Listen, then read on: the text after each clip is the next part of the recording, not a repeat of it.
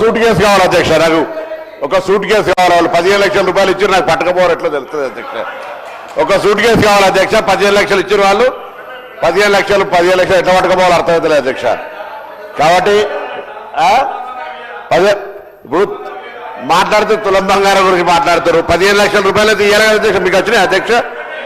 ఎవరికైనా వచ్చినాయి? అక్క జిల్లాలో ఎవరికైనా వచ్చినా? అరే మేము ఇలా కేంద్రంలో రైతులకు పెన్షన్ ఇస్తామన్నారు, రైతులకు ఉరి చట్టాలు తీసుకొచ్చారు. ఇలా భారతీయ జనతా పార్టీ సంవత్సరానికి 2 కోట్ల ఉద్యోగాలు ఇస్తానది అధ్యక్ష. వాళ్ళు ఎక్కడ మాట్లాడితే దానికి ఆచరణ?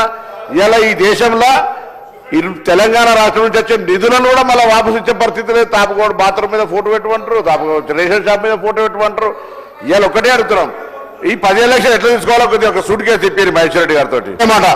సార్, నిర్మల్ నియోజకవర్గంలో 23,906 మంది రైతులకు 202,55,00,000 రూపాయలు రైతు రుణమాఫీ చేసిన అధ్యక్ష.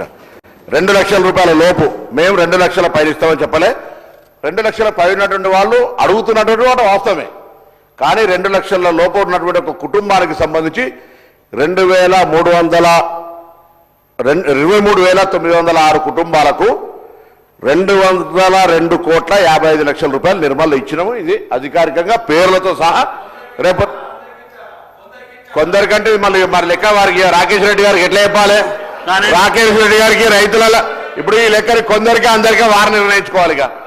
అర్హత కలిగి సార్ 30 మళ్ళా రాహుల్ గాంధీ గారి పేరు తీస్తూ ఉంటాడు. మళ్ళా ఏమయ్యా రాకేష్ రెడ్డి గారు, ఇవాళ నేను చెప్తున్న లెక్క తెలంగాణ ప్రభుత్వం 2 లక్షల రూపాయల లోపల రుణమాఫీ ఒక నిర్మల్ నియోజకవర్గానికి 202 కోట్ల రూపాయల్ని 23,906 మంది రైతులకు ఇచ్చిండు.